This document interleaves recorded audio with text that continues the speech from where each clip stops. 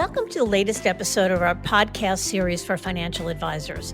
Today's episode is How to Deliver Massive Value, Turning the Tables on the Perfect RIA's Matthew Jarvis. It's a conversation with the co-owner of the Perfect RIA.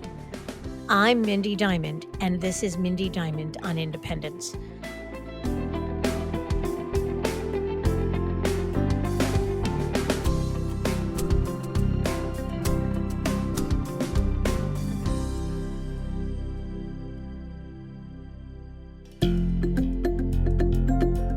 This podcast is available on our website, diamond-consultants.com, as well as Apple Podcasts and other major podcast platforms. If you are not already a subscriber and want to be notified of new show releases, please subscribe right on your favorite podcast platform or on the episode page on our website. For Apple Podcast users, I'd be grateful if you'd give the show a review. Your input helps us to make the series better and alerts other advisors like you who may find the content to be relevant. And while you're at it, if you know others who are considering change or simply looking to learn more about the industry landscape, please feel free to share this episode or the series widely. I love a good rise from the ashes story. Consider Matthew Jarvis, for example. Today, he runs the successful independent firm Jarvis Financial. He's an accomplished author, the co-owner of the Perfect RIA, along with being a co-host of the podcast of the same name and co-owner of Retirement Tax Services. Yet a snapshot of his life a dozen years ago is very different. At that time, as Matthew shares, he was buried in debt with a badly struggling practice and a morning routine of trying to figure out how to quit the industry without looking like a failure. Through several turns of fate, including an opportunity to be coached by one of the industry's most successful advisors, Tom Gow, Matthew clawed his way from near failure to the top of the industry. Today, Matthew is running a profitable business and teaching other advisors how to duplicate his own success in their own practices. That is a success system based on extreme accountability and delivering massive value to clients. But the real kicker is, Matthew's success isn't accomplished by working 24/7 as you might think. Actually, it's quite the opposite. He is widely known for sharing that he has achieved all this while taking some 250 plus free days, that is, days when he did not work. How is it possible? Matthew reveals that and more with Lewis Diamond. They dive into key teachings from his book, Delivering Massive Value, discuss building the practice and lifestyle of your dreams, the value of coaching and mastermind groups, and other tips he's learned along the way. It's a big topic, so let's get to it.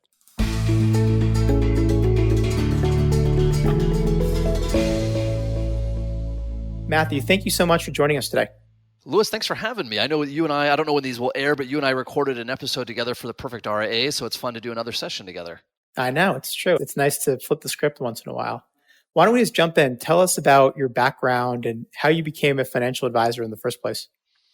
Yeah, I've been an advisor since 2003. I hate to admit that at this point because I'm coming up on 20 years. Originally started working with my dad. And my story is detailed on kidsis.com/7 and 247. We went into some length there. But started real light financial planning, escalated quite a bit on that. 2008, the financial crisis, that was a real moment of faith for us to get through the other side of that. Ended up buying dad out at that point and then have grown the firm dramatically since then. And here we are in 2022. Hard to believe. Yeah, so family business, I can respect that. And I know from reading your bio and just from talking with you in the past that success wasn't really a straight line for you, that you talk about some of the struggles you had early on in the business and how that has probably shaped who you are today. Can you share with our audience a little bit about the ups and downs you've had? Yeah, for sure. I mean, the downs were there. So my first 5 years, right, from 2003 to 2008, I'm going to say I did what I like to call now pipe dream marketing. So I really wanted clients, I really wanted them. And I just didn't really know how to translate that want of clients into actually making the phone ring. So I spent a lot of time literally staring at my phone, staring at email, staring at things, hoping that somehow prospects would magically appear. And I hadn't really cracked the code on how do I deliver massive value? How do I use a one-page financial plan? These kinds of things. 2008, the financial crisis hits. We were maxed out on credit. I couldn't borrow any more money. I was a few weeks from just being bankrupt. So I thought, you know what, all those things I was afraid to do, those phone calls I was afraid to make, those changes I was afraid to do, I'm just going to do them because I'm going to go out of business no matter what. And I might as well go out in a ball of fire versus hiding under my desk. And at that point, everything changed. Wow. So you decided to take action instead of waiting for the phone to ring and having success find you. You said, you know what, this isn't working what I've been doing. This is back against the wall moment. Let's try to change things. Is that accurate? That's totally, and some examples of that, Lewis, would be like, all right, I'm no longer going to work for people for free. If they're not willing to pay an AUM fee, and whatever your fee compensation is, that doesn't really matter. If they're not willing to pay me a fee, I can't work with them.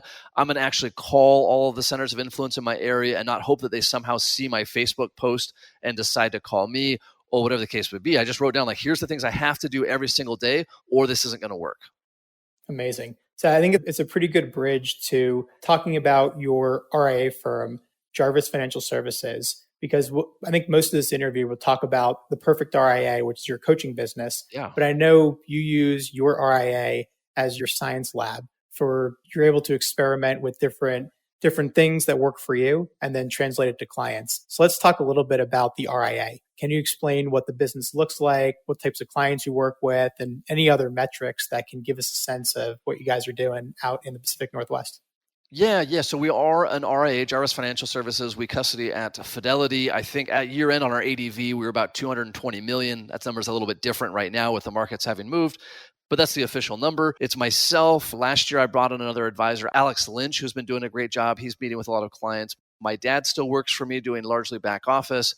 And then Colleen is my office manager, who we just celebrated our 10th year of working together. And then our clients are what they call mass affluent, $1 million to $3 million of investable assets. We work with about 150 households or so. That's in a nutshell. Perfect. And the RIA that you're running, obviously you make I'm sure a great living from it, but it also is kind of your canvas for then translating the work you're doing for your clients to your coaching clients. So like I said, I want to spend most of the time talking about that. Yeah. So your coaching business is called The Perfect RIA. Can you explain how you came into the coaching business? How did that all get started? Yeah, I never had any intentions of getting into coaching, partly just my own head trash. I thought, what would I tell other advisors? But in 2017, Michael Kitces launched his Advisor Success podcast. And I emailed him. I said, hey, I have this lifestyle practice. I make this money. I take all this time off. Maybe it would be an interesting story. So to my surprise, he has me on. This is kitces.com/7. Became the most popular episode of the year, possibly his most popular episode ever. And then hundreds of advisors started calling me, including my now best friend, Micah Shalansky. And at some point we thought, you know what, let's make what we've done in our practices available for other advisors. What should we call it? I don't know. Let's call it the Perfect RIA. We launched the podcast and now we have coaching and technology and events, and it's turned into a big thing. So I'm curious, I think I listened to part of that episode, maybe it was last year, but for those listening who haven't had a chance to listen to that Kitces episode, can you recall what were some of the things that you spoke about that got such a crazy good reaction from the advisor community? Yeah, a couple things that came up. One was this idea of a lifestyle practice, which I'm still not in love with that term. Usually when I think lifestyle practice, I think an older advisor who's just sailing off into the sunset, not calling their clients. My version of lifestyle practice is very intentional. I'm only in the office about 6 months of the year. We do surge meetings where we meet with all our clients at once over a couple-week period instead of 2 or 3 a week. But it was like our level of efficiency, how much of a practice I was able to run while being in the office a minimal time. And a lot of people resonated with that. A lot of advisors said, hey, I don't want to be working 50, 60, 70 hours a week. I would love to be working every other week. How is it possible to take that much time out of the office and still deliver massive value to clients? I want to spend a lot of time on that because it's very unique. And I think a lot of advisors have a pretty good work-life balance. Some are more open about that than others, but I think we all know many advisors do pretty good on taking vacations, but most aren't as intentional or as overt about the amount of time they take off. So I want to spend some time on that. But for context, more so just about the services you're providing to advisors. Can you talk a little bit about how are you coaching advisors? What are the engagements like? What are you helping them with? And how can someone engage with you? Yeah, right now we have 2 levels of offering. The first we call our Backstage Pass, and that's essentially access to all of the systems, templates, value adds, and trainings, things that Micah and I are doing in our practices. Micah's practice, my business partner, is in Alaska. He has his own practice there. I'm in Washington State. It's just copies of all that. Like, what newsletter did we send out to clients? What value add did we deliver? What's our surge meeting agenda? So the Backstage Pass gives people access to all of that. And then our next level, we call it Invictus. That includes the actual technology that we're using to generate our value adds, as well as some in-person events and some one-on-one coaching, a little bit with Micah and I, but mostly with our coaching team. And what's the reasons that advisors typically seek your services? What are they in search for when they engage with you or Micah? Usually it's, and this is what our hope was, is they'd say, hey, there's something that Matt and or Micah have in their practice that I want in my practice. And Michael Henley is a good friend. You and I both know Michael Henley. He always says, I'd rather copy genius than invent mediocrity. And so they just say, listen, Matt and Micah have this one thing figured out, right? Surge meetings, value adds, lifestyle practice, whatever it is. I want to meet with them and I want to just copy what it is they're doing. That makes sense. Yeah, may as well. If it's working for you, why can't it work for someone else? Very interesting. And I've seen you post on social media about masterminds. Can you explain what that concept is and how that might help someone?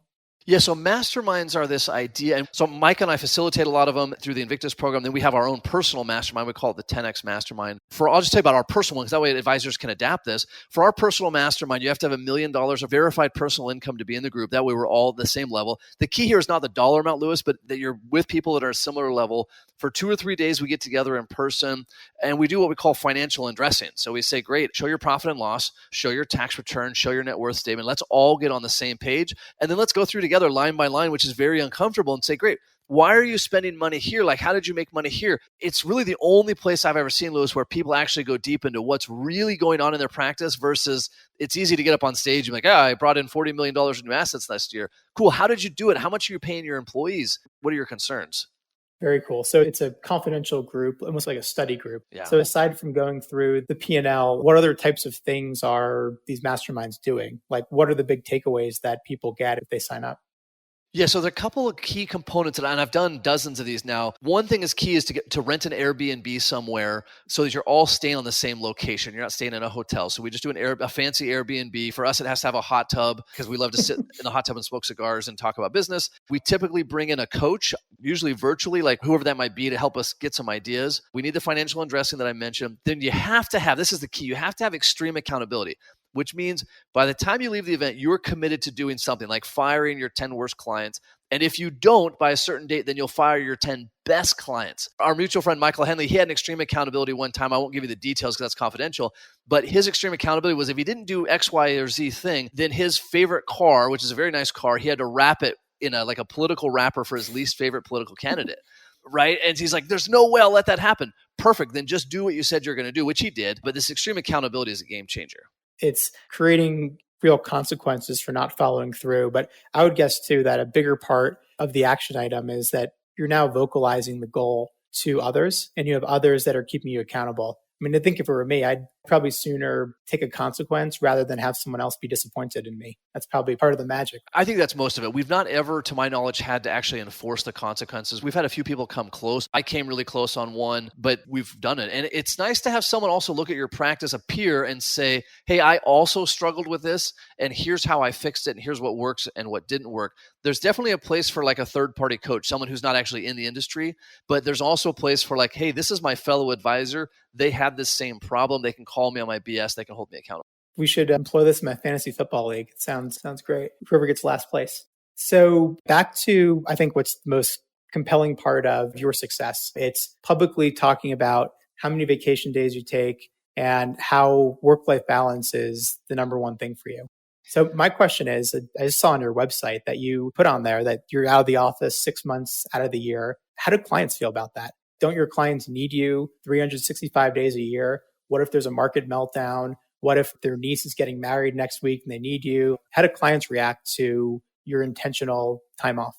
Yeah, clients they're really good about it because they're still getting what it is they expect, right? Which is when I have a problem, Jarvis and his team solve it. When I need to meet with Jarvis, he's available to meet with me. Now, what that doesn't mean though is that if they call at Tuesday at 4 in the afternoon, that I'm going to drop whatever I'm doing. I'm going to take that call. Similar to my doctor, or even if I'm going to stay at the Ritz-Carlton, like I can't just show up at the Ritz and they'll say, Mr. Jarvis, we'll make a room available for you. Everybody has to follow a system. And so we just advise clients when we're onboarding and we reset that expectation again and again.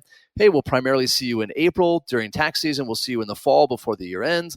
If something urgent comes up in between, we can schedule a time. But just so you know, like I'm not reactive. You're not going to get emails back from me. I don't answer the phone. Everything's just very intentional about delivering what the client is actually going for versus being reactive.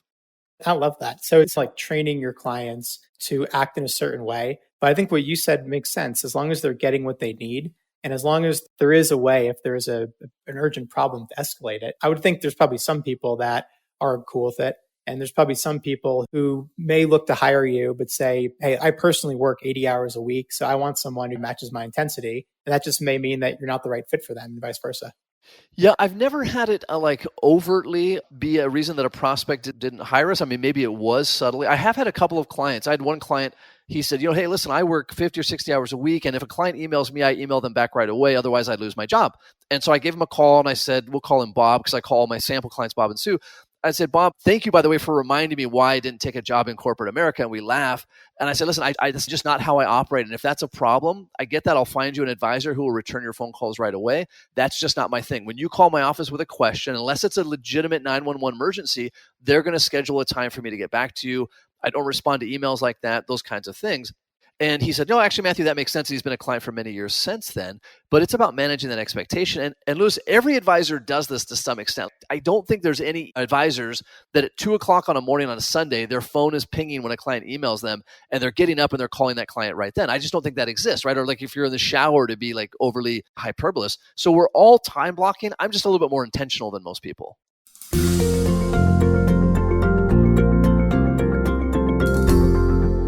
And how do you think you've still been able to grow your practice all these years while working far less than the average advisor does? Yeah, it really boils down to that when I work, I just get a lot more done than most people do. So there's these studies, Louis, and you've seen them and I've seen them, that the average person is spending 3 hours a day on email, or that after 20 or 30 hours of work, they're not actually being productive. We call it playing office. I just don't do those things. Those 6 months that I'm in the office, it's actually far less than that now. When I'm in the office, I am ripping through things. I don't check email. That's not my thing. I have someone who does that. I don't answer incoming phone calls. My day is very structured. And so when I come in, I just get a lot of work done. So I would argue that I'm probably not doing any less work than any other advisor. I'm just pushing it into a more condensed period of time. I got that. And it also probably speaks to the team that you create. Having the right people on the bus lets you trust them to do what you need to, and it keeps you from playing office, as you said. Yeah, I mean, things like having a niche help, right? All of our clients are retirees, so it's a similar thing. The fact that we do quarterly value adds, right? So in one quarter, we'll review every single client's beneficiary and then give them an update on that. So I'm just all at once, my entire team is focused on beneficiary review instead of one here, one there, one next week, 3 we forget, whatever the case may be. It's that old Henry Ford example, right? Like Henry Ford's genius was, let's put the Model T on an assembly line and have the same guy pull the same lever every time. And he cut the work by like 1/100th. Like it was a fraction of what it took before if you're haphazardly doing it. That's really interesting. So your clients are still getting a value add every quarter, or whatever the cadence is. So they're still seeing that you're thinking about them, that you're earning your fee and you're doing your work. It's just different. Instead of just, hey, Joe needs to update his beneficiaries, it's we're going to do it for everyone instead of just doing it on a one-off basis. Yeah, and you'll still get some one-offs, right? A client will call and they'll say, hey, my nephew that was a beneficiary passed away. Can you take care of that? Sure. But I know that if I get audited or a client passes away, I know that, hey, we reviewed every single client's beneficiary 6 months ago or 18 months ago. That's awesome. I don't have to worry like, hey, when was the last time I took care of Dave's beneficiaries? I wonder if they're still current. I don't have to ever have that thought. Very interesting. Can you talk about surge meetings? You mentioned it earlier. I know I've seen you write about it in your blog and on social media. So what does it mean and how do you put it into practice?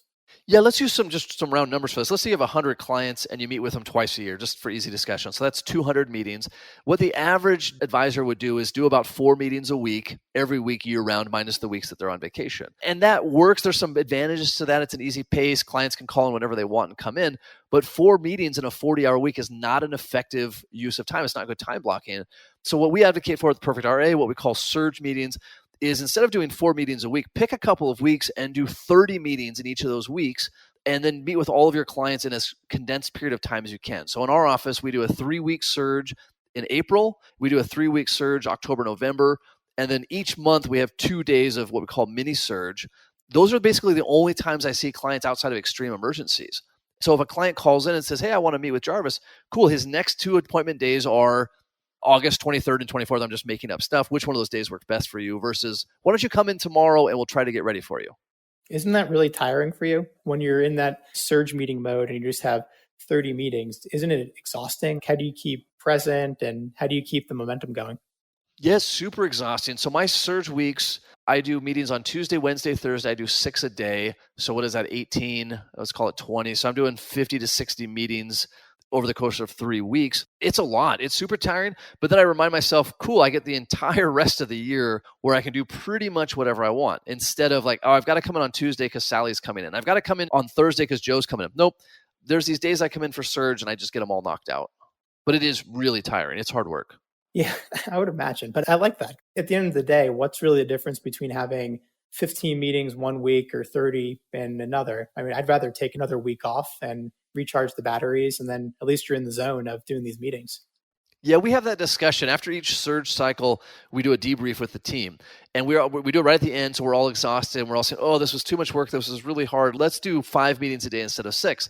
And I'll say, great, we totally can do that. We'll just need to add one more week of surge, which is one more week where people can't take vacations, et cetera. And then everybody kind of looks at each other and says, you know what? Nope, I'd rather do 6 a day and get them done than add another week of surge. Yeah, that makes sense. Have any other tips for running a meeting effectively? So maybe not the time blocking of meetings, but you're in a meeting. What's the best practice for getting the most out of the time with the client? 2 things: have an agenda, a printed agenda. And then the biggest thing you can do is send several emails ahead of the meeting or phone calls ahead of the meeting saying, hey, I want to make sure that I'm ready for our meeting. What question or questions are top on your mind, Mr. and Mrs. Client? Because if I can be prepared for, hey, I'm worried that I'm going to have to put my mom into a nursing home, that's much more effective than me spending the first 10 minutes of the meeting trying to pull out what their top concerns are. So now I'm ready for that. Now I've got materials ready. I've researched it, whatever the case may be. So getting clients to give you their questions in advance, it seems like a small thing, really streamlines the meeting.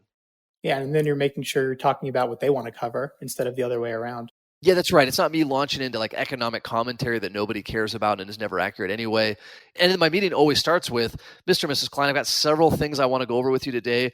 But first and foremost, what questions or concerns are on your mind? And Louis, when I do that, I set down my pen, I lean back in my chair if we're meeting in person, and I'm really intently listening.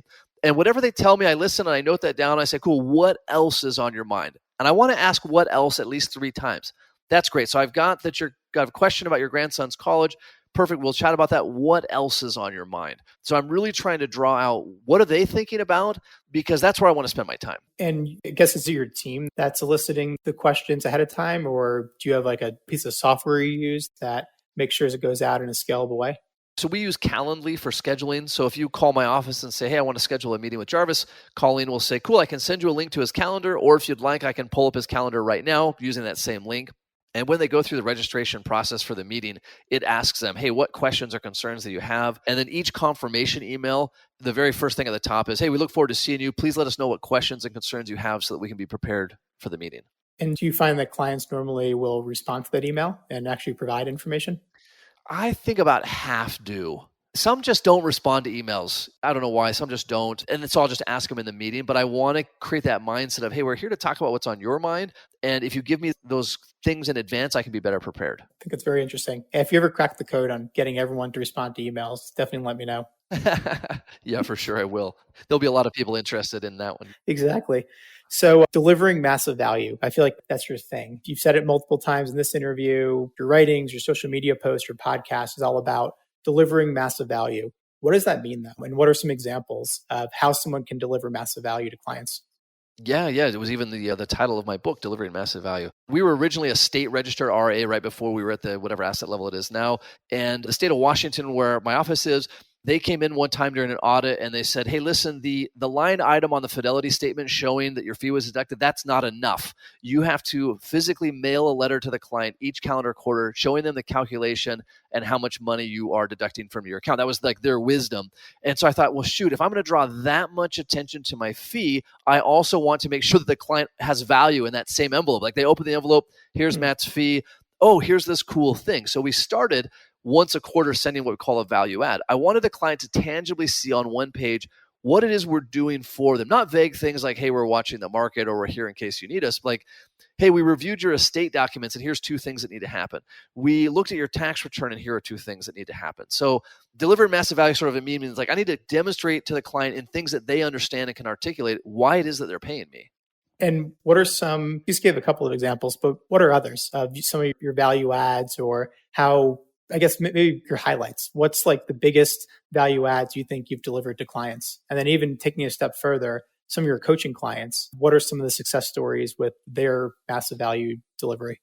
Yeah, so my goal with a value add or a financial plan, anything, is for the client to know exactly what action they need to take. So I mentioned this beneficiary review. Well, the custodian sends out the client's beneficiaries every year, but they send it as percentages.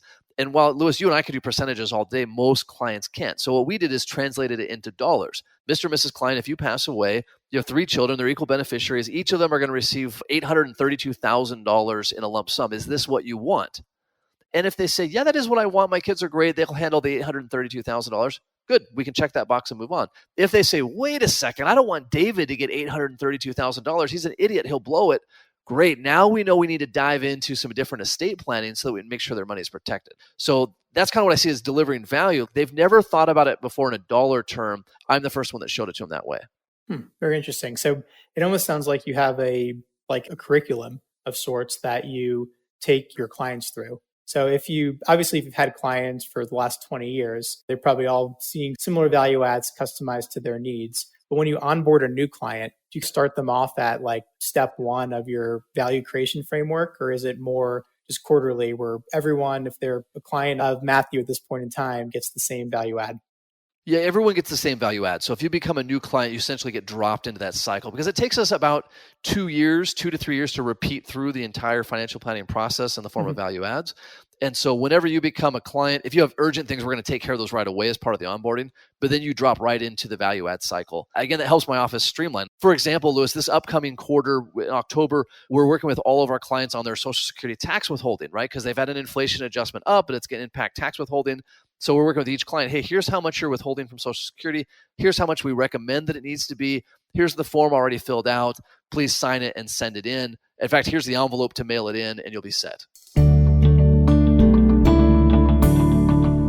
The clients that you coach, they'll leverage what you guys have done and make it their own. Are there some examples of value adds that you've seen a coaching client use that then you and Micah adapt for your own practices? That's a good question. Most of our coaching clients are just adapting the ones that we're doing because we've already created them, right? They're saying, hey, let's just adapt it for ours. We've seen some good ones on digital beneficiaries, right? So you can help a client set up in their iPhone. I'm a little leery about this one because I don't like being tech support. If they pass away, who has access to their digital assets? Like who can unlock their iPhone and get their pictures out of it or whatever the case may be. So that's an interesting one. We've done some around identity theft that we've learned from other advisors. So yeah, they're tough. Value adds are tough to create. Like they're tough to implement. You really need a system. They're tough to imagine, but I'm always excited to see new ones. Love it. So let's go into a few other topics that I've seen you talk about. I got like 3 or 4 here. So let's go rapid fire. Guardrails. What's that? Oh, I love guardrails. Retirement income guardrails, sometimes known as dynamic distribution rates. Guyton did a great white paper on that years ago. It tells a client like, hey, if your portfolio goes up or down by too much, we're going to adjust your income. And then we just do it as a single visualization, like a 1-pager, so that they know like, oh, Matt, the market's down 20%. What do I do? Great news. We're still within the guardrails. We don't need to change anything. Or, Lewis, they say, Matt, what I want to do is pull out $500,000 to buy a second house. I don't know where you're getting a second house for $500,000, but we'll set that aside. And we'll say, oh, you know what? That's going to pull us below the lower guardrail. You can do that, but we're going to have to change your income. The beauty here is we're not doing this Monte Carlo silliness of you have an 87% probability of success. What does that mean? I can just say, hey, listen, if your portfolio stays between $1 million and $1.5 million, you're good. If it moves outside those boundaries, we need to make adjustments. I love it. And it's approachable. It's not like wonky. It's something that every client, regardless of their financial literacy, can understand. It's just a simple thing and you're focusing them on the guardrail. I'm sure they probably use that term also, like if they're at a cocktail party, talk about their guardrails. People probably look at them weirdly, but at least you're talking about the right topics. Yeah, it's great. When like clients come in, we have these different handouts. I'll say, hey, what stuff would you like to take home and what should I shred for you? And they always pick up the guardrails piece and they say, nope, I want to take this home. This helps me so much. Amazing. How about the dishwasher rule? This one, I have no idea where we're going with this, but I'm excited to hear. Oh, the dishwasher rule is if you do the dishes at your house and your spouse doesn't know that you did the dishes, do you still get marital credits for that, right? That's the origins of the dishwasher rule. And we can laugh or we can grimace at that. But with clients, the idea is if you're doing something for clients and they don't know that you did it, it's not helping your relationship. So if I go and I look at their accounts and I say, you know what, a Roth conversion doesn't make sense for the client this year, and I don't tell them that I looked at it, now I get no credit for it. Now when the next advisor talks to him and says, why hasn't your advisor been talking to you about Roth conversions? They say, I don't know. I guess he's a bad advisor. So the dishwasher rule is if I do something for a client, they need to know that I did it. Not like ad nauseum, not like, hey, I thought about you today, just wanted you to know. But if I go and look at your account to rebalance, whether I rebalance or not, you need to know that that happened. I think that's good too, because as a client, you also want to know that your advisor is on top of it. If they're not communicating that they looked at your Roth conversions, then as a client, how do they know that you're actually doing it? So I think it's more than just getting credit and protecting the relationship. It's also just, I think, good client service. Yeah, it is. That's what we want as consumers, right? We don't want to be overly bombarded, but I don't want it to just be this black box like, hey, Lewis, are you actually doing work for me or have you forgotten about me? But if you're letting me know every whatever period, hey, Jarvis, just want to let you know we did this and we did this and we did this, and it's still moving forward, I sleep a lot better at night. I like it. And extreme accountability, we talked about a little bit in conjunction with the mastermind concept, but is there anything more to elaborate on with extreme accountability? Yeah, Mike and I have this saying, which is if willpower were enough, we wouldn't be having this discussion. Lewis, you and I don't need a discussion about making sure I wear pants out of the house. Luckily for everyone listening, like that's not an issue for me. I always wear pants out of the house. Not a big deal. But when I was going to hire another advisor, I had a lot of head trash around that. For years, I talked about another advisor, hiring one. I never got around to it. And so Mike had told me, he says, listen, Jarvis, do it or don't. If you're going to do it, here's the deal. You're going to hire this new advisor by December 31st. And if you don't, my extreme accountability was not only did he get my Tesla to destroy, I then had to take Uber Pool for the rest of my life until I hired this advisor. And so when it got to like November, I'm like, man, I don't know if I want to hire somebody. It's a lot of work. I have this head trash. You know what? There's no way I'm giving Micah my Tesla and riding Uber Pool. So extreme accountability is like that hammer that you need to get past the willpower you don't have. Love it. So again, it's the consequence coupled with shame and guilt from someone else. So you have to basically come up with like a accountability partner. Is it like a coworker or someone you trust? Is that the thinking behind it? Yeah, it's got to be someone you trust. It's got to be someone that you trust will enforce it. It can't be someone that has a cut in the action. And it can't be someone with whom you already have a relationship. As far as like, it can't be your spouse. It can't be an employee. It's better if it's a peer, like another advisor. And it's best if you both have extreme accountability to each other, right? So while Micah had this one on me, I had one on him. And so we were checking in on each other like, hey, how's your extreme accountability going, right? I don't want to have to cash this check, but I will. Yeah, I really like that. So how about you mentioned your book, Delivering Massive Value. We talked a lot about delivering massive value already. Is there any other big takeaways to call out right now? Or should people just pick up your own book? Yeah, they should definitely pick up the book. It's currently out of print, but you can still get it on Audible, and you can still get it in a PDF version at theperfectria.com, I think, /book. The book was really like all of the lessons that I had learned these last 20 years on how to do surge meetings and how to actually network effectively and how to actually get referrals from centers of influence. And I really just went through and said, like, here are the things that didn't work, and here are the things that did work, and here's exactly how I did them. It's basically the guide I wish I had in 2003 when I started. It was all the things I learned the hard way. And now I hope that somebody else can take and implement it as well. Perfect. So is it safe to say that your coaching curriculum, the book is the framework for it? Yeah, the book is like an introduction to it, right? So the book's like, hey, here's the book. And if you can take the book and implement it on your own, and a lot of advisors do. Like I've had hundreds of advisors reach out to me and say, hey, I implemented surge meetings after I read your book, or I implemented center of influence referrals. That's awesome. For advisors that read the book and then say, you know what, I need the template, like I need the letter to send to increase my fees with clients or to fire a client. Like, where do I get that? That's what the Backstage Pass is for with the Perfect RIA. And then people are like, you know what, I need someone to hold me accountable. Like I need a Sherpa, I need a guide to take me all the way. That's what our Invictus level program is for. Right. That makes a lot of sense. So let's talk about your podcast. You and Micah run one of the most successful financial advisor podcasts called The Perfect RIA. I guess Michael Kitces probably has you edged out, but I think you mentioned you're close to 1 million downloads, which is absolutely extraordinary. So aside from the fact that's incredible and a major accomplishment, what are some of the favorite learnings you've had from running this podcast? Either advice that guests have given you or even just being able to sit there and absorb other people's knowledge and insights. What are some takeaways from the podcast?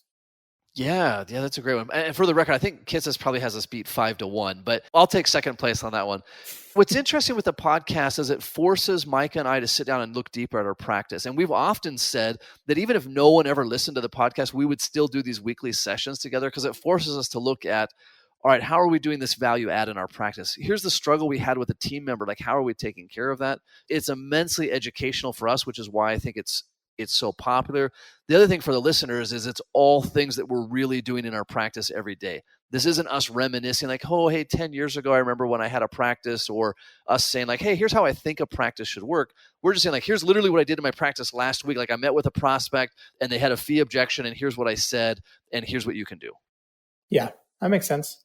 Without singling anyone out, any interviews that you think are particularly impactful that someone who wants to catch up quickly on your podcast can listen to?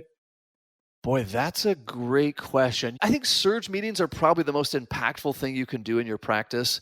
That's one of the most fundamental changes you can make. And so if you just go to the Perfect RIA podcast and search for Surge, you'll see some of the guest episodes like with Benjamin Brandt, Taylor Schulte. There's a bunch in the queue talking about how people implemented Surge. Even we had an episode air recently with Brian Skinner, a great friend, a longtime Invictus member. And he talked about hearing the podcast and realizing for the first time, like he wasn't the one that had to answer the phone in his office. Here he is, this wildly successful advisor. And he had in his mind, like if the phone rang, he had to be the one to answer it. And the podcast helped him see like, wait a second, if Matt and Micah aren't answering their phones, I can get away with not answering my phone as well. I think that's a pretty good takeaway.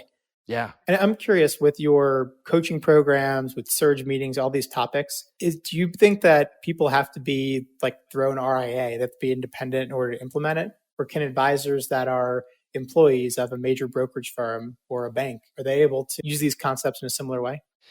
Yeah, that was actually something that surprised us. One of the reasons we called it the Perfect RIA was that we didn't think anybody outside the RIA space would be able to do these things. But we have a lot of members and a large following that are with LPL, that are with Merrill Lynch, that are with Edward Jones. And so you have some more compliance constraints there, but the principles still apply. Like you can still say, hey, I'm not going to meet with clients on Mondays and Fridays. I'm going to only do that on Tuesday, Wednesday, Thursdays. Every platform allows that to my knowledge. Now, what every platform may not let you do is create your own value adds or you start using guardrails. And that's a discussion for another day, but the principles are the same. And we do have an incredible following from inside the wires and the captive BDs. I was going to say that creating your own templates and agendas, that doesn't seem like it's very permissible with some firms, but at least the concepts are still there. Yeah, we've had some firms get hung up. Like we recommend that you have a dedicated client email account so that clients aren't emailing you directly. Some firms won't allow that. Or we say, listen, you should never be the one checking your email. Your team members should be checking your email. Some firms have some issues with that. And you just have to adjust around that. You can say, well, I can't do that, but I can do this other thing inside my framework. Right. Every advisor can learn from work-life balance, from having certain rules of engagement with clients, from only doing what's most important, from time blocking. Exactly. I agree with you. So I've seen you as an outspoken critic of the flat fee model for financial advice and being very comfortable with charging what you think is correct for the amount of value that you're delivering. Can you talk about why you have called a vendetta against the flat fee financial advisor? Yeah, so I don't really have anything against any fee model as long as it's transparent. Where I go back and forth with the flat fee community, for lack of a better term, is this idea that flat fees are morally superior to any other fee schedule. And at the end of the day, every fee schedule has conflicts of interest. Every fee schedule has pros and cons. And some of my vendetta against whether it's flat fee or people charging a discount fee or whatever the case may be, is in their mind, like the fee that they're charging is the maximum fee that anyone can charge. And I think a lot of that is because their mindset is constrained on how much value an advisor can deliver. So I deliver this incredible amount of value and I charge a fee that's relative to that. If you feel like you don't deliver very much value, then yes, you should charge a very low fee, but don't suggest that my fee is too high or too anything when you really don't have a concept on how much value I can deliver. Sorry, right. Now I'm ranting. You got me. I love these questions. No, I think that makes sense. So it's not against the concept at all. It's more that a lot of folks that may practice with the flat fee approach, it's that you have a problem with the kind of the soapbox that they stand on potentially, because maybe they're not delivering the amount of value that you're delivering to your own clients.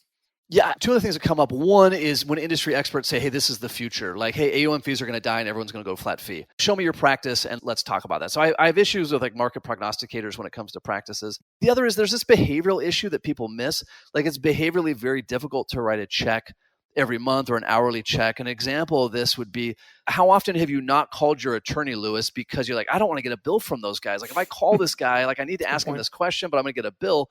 I don't want that. Like I don't want a client to wait until everything's blown up before they call me. I want them to think, I'm paying Jarvis a lot of money. I better call this guy anytime I have a question. So there's, I think, some behavioral issues with how it works. I'm not saying it can't work. There's a lot of really successful advisors that have great, very intentional practices that are on a flat fee model, and I think that's great. But we have to acknowledge that there's failings in every fee model and every practice model.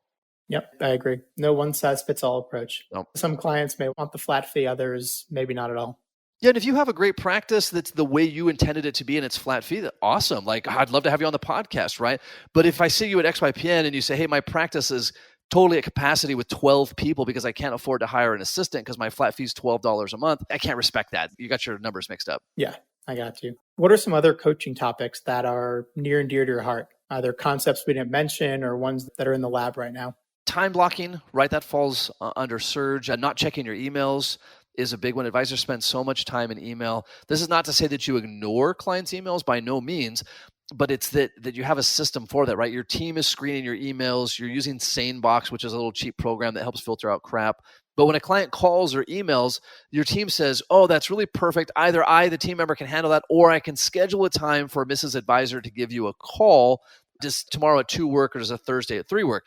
That way you're not being reactive. Where advisors get killed is they're like reactive and they're running around and putting out fires. When I come into the office, I need to know, like, here are the 3 things I need to do today. Here's the order I'm going to do them, and no one's going to interrupt me during this process. Yeah, genius.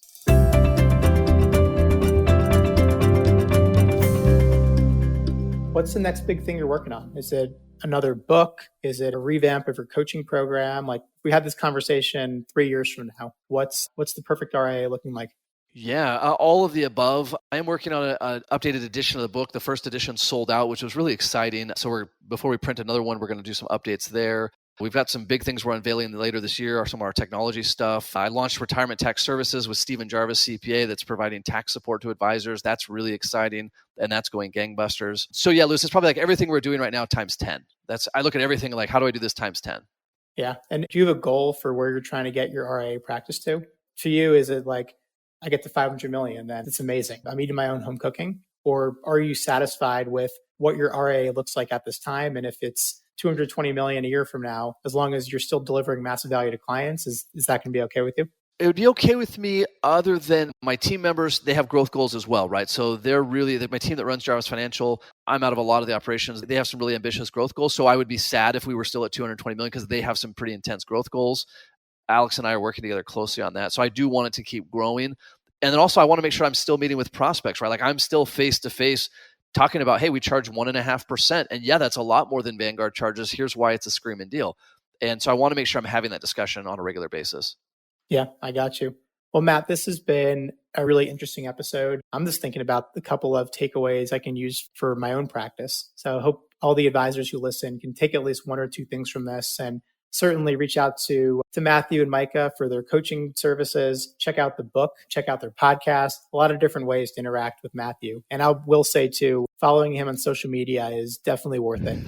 You'll see some of the wars over flat fees and other topics. So I learn a lot just every day opening up LinkedIn. Thanks. Yeah, that's one of my guilty pleasures, is picking on people on LinkedIn. So I hope you enjoy it. Thank you.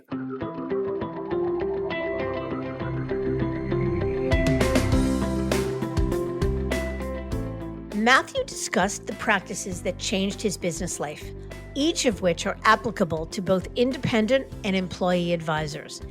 Yet it's the ongoing dedication to delivering value to his clients, which is really the key to his success and can be a real game changer for others as well. I thank you for listening, and I encourage you to visit our website, diamond-consultants.com, and click on the tools and resources link for valuable content. You'll also find a link to subscribe for regular updates to the series. And if you're not a recipient of our weekly email, Perspectives for Advisors, click on the articles link to browse recent topics. These written pieces are an ideal way of staying informed about what's going on in the wealth management space without expending the energy that full-on exploration requires. You can feel free to email or call me if you have specific questions. I can be reached at 973-476-8578, which is my cell, or by email mdiamond@diamond-consultants.com. Please note that all requests are handled with complete discretion and confidentiality. And keep in mind that our services are available without cost to the advisor. You can see our website for more information. And again, if you enjoyed this episode, please feel free to share it with a colleague who might benefit from its content. If you're listening on the Apple Podcasts app, I'd be grateful if you gave it a star rating and a review. It will let other advisors know it's a show worth their time to listen to. This is Mindy Diamond on Independence.